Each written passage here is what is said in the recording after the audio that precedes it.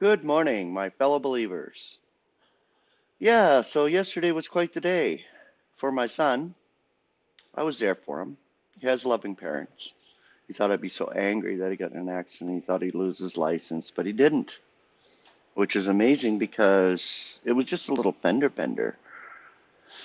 But I understand his anxiety because he just got his license and he was also excited to drive and stuff. So things happen. I told him things in life happen. But I guess he was parked at a 7-Eleven getting a coffee, and there was a guy at the gas pumps. He didn't see him come out and back and come in behind him. He did look both ways. I know my son; he's a careful driver, and he's doing very well driving. So of course he probably looked both ways and didn't even notice. And the guy comes out of nowhere, and this happens. That's what I told Jacob. I said you have to have peripheral vision. You got to know where everybody else is around you when you're driving, because they come out of nowhere like that. So he backed out and he just tapped the guy's running board, I guess.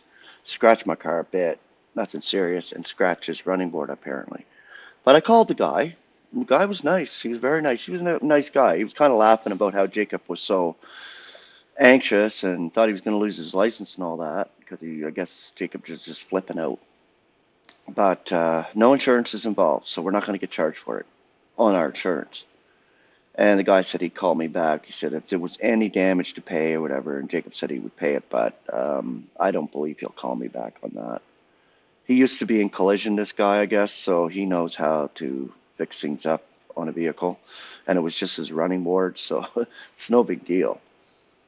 As far as I'm concerned, it isn't. So we'll just see. But he seemed like a nice guy. He wasn't like worried about it. So yeah, Jacob had quite the day yesterday. Feel bad for the boy sometimes, but this is life. That's what I told Jacob. I said it's life. But I was good to him. I was nice to him. I said, no. I said, these accidents happen, even if it was serious, as long as you're not hurt. That's the only concern I'd have. If he got hurt in an accident, so, well, that'd be different. And screw the car. Really? I don't give a crap about the car. It's about Jacob. I don't want him to get hurt. So that's good. You know, he settled down after he come home. But yeah, it was crazy. All right. So today we're going to go continue on with the Concordant Commentary. I believe this is 1 Corinthians chapter 3. But this is so good. Good explanation. You know, if you have a Concordant Commentary, and I know most of you do, it's good to look up things. But to read it verbatim, the Concordant Commentary is awesome too. You can follow along with the verses, but I'm reading it verbatim to you because it's good explanations of where Paul was when he was in Corinth and who he was trying to explain the scriptures to. So, this has to do with Apollos. Apollos was a Jew from Alexandria, a scholarly man and able in the scriptures. He came to Ephesus full of zeal, but versed only in the baptism of John. Priscilla and Aquila heard him speak boldly in the synagogue, so they took him to themselves and expounded the way of God more accurately to him. On his way back, he passed through Achaia and doubtless spent much time in Corinth. While he parleyed much with the believers and strenuously and thoroughly confuted the Jews, publicly exhibiting through the scriptures that Jesus is the Christ, Acts chapter 18 verses 24 through 28, there's little doubt that Apollos taught precisely as Paul did. He was a pattern of Paul, and that's what we are to be, a pattern of Paul. They were one. Indeed, Apollos received much of his teaching indirectly from Paul through Priscilla and Aquila. Paul seeks to draw their hearts from the occupation with men by comparing them with a farm on which he was merely a laborer, or a building on which he was only a craftsman. He did the first work. He planted. Apollos gave the crop water, but they could not make a single seed grow. Growth is due to God alone. He makes it grow up. See, Apollos watered. This is the whole point of building up the body of Christ. If we're going to build each other up, we all play a part. So none of us is left out. Even the weakest believer is given growth and maturity, by edification through other believers, through these channels. It's amazing what God is doing. It's not of us. It's of God, all God. That's it. Paul had laid the foundation in Corinth. Apollos and the others were building on it. The gold and silver precious stones, wood, grass, straw, represent the character of the doctrines with which these teachers seek to edify the ecclesia. It is not a question of quantity, but quality. Wood, hay, and grass would easily make an imposing pile, but they will not stand the fire in the day, when each one's work will be tested. They doubtless represent the human philosophies and base additions to the truth, which today almost cover up the great verities of divine revelation. Gold stands for that which is divine, silver for redemption, precious stones for those gems of grace which adorn them, especially the secrets at which Paul has been hinting. Let all who teach take this to heart. Their work will be tested to see what kind it is. It is better to have a little after the fire than much before it. The question here is not salvation, but service. Salvation was already taken care of by Christ. We're in the business of service. So this is it, the service in the Lord. This is why we have these channels. It is not concerned with the conduct of the believer, but with the doctrine of those who teach. The wisdom of the world is a far greater menace today than in the days of the apostle. The nominal church has no hesitancy in following not only the wisdom of the world, but its folly as well. On every hand, we are assured that the church must get on a business basis and use modern methods. The aim of the preacher is popularity. The confidence of the multitude is in men.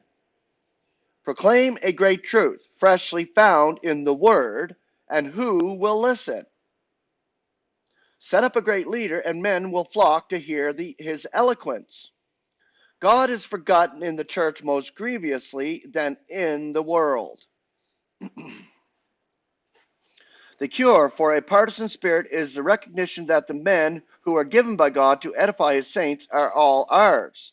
We should not single out a single one, but include them all. We should not say, I am of Paul, so as to exclude Apollos and Cephas, but realize that they are all ours, and a gift from God, not to quarrel about, but to appreciate and enjoy. The heritage of Huss and Luther and Darby has descended to us, though we may not belong to their party. Doubtless, those who were not of the Pauline party were inclined to be captious and question his motives or his methods. But Paul will not allow this. He did not receive his commission from them and refuses to acknowledge their right to examine him. What if they did? Their standards were not of God, and their surface knowledge was no basis for any decision. This is man's day. The current of the world's affairs is contrary to God, and the arraignment of God's servants now will need very much revision. Indeed, when freed from the prejudice and baneful influence of the day of man. The possession of a good conscience is no justification. Paul knew that he had a good conscience even when he was a bitter opponent of Christ. When the time for examining the service of God's servants comes, it will be based on truth. Not only the outward act, but the inward motive will be brought to light. Many who seem to accomplish little purposed greatly in their hearts and will be rewarded according to their intention, rather than their failure to fulfill. Okay, so we'll continue on tomorrow. I'm just reading a page at a time, so it's going to take some time, but this is good. It's a small segment of this Concordant Commentary, so you just don't get overwhelmed with too much. But we do understand, we do not follow men. We're not here to follow men. We're not here to be accoladed by men. We're not man pleasers. We're here to herald the word. And this is what God has set us up to do, those who are heralding. And it's truly amazing because it comes through the show that we give on this YouTube channel. It comes through your true testimony, spiritual testimony in front of men. So this is of God. This is not of us. And this is what we need to be reminded about all the time. It's not about how we look. It's not about how we sound. It's not about what we do, what we don't do. This is all of God. So that's why I always say, when you hear these shows, listen to God in your heart, in your spirit, of what God is teaching you. Don't worry about what I'm saying. Don't listen to my voice if it's spinning all over the place or if I look stupid, whatever. Who cares? The message comes from God. This is why God gives us confidence, stands us up in mature belief to herald the Evangel on these shows. So grace and peace. We will see you tomorrow. Have a beautiful Wednesday.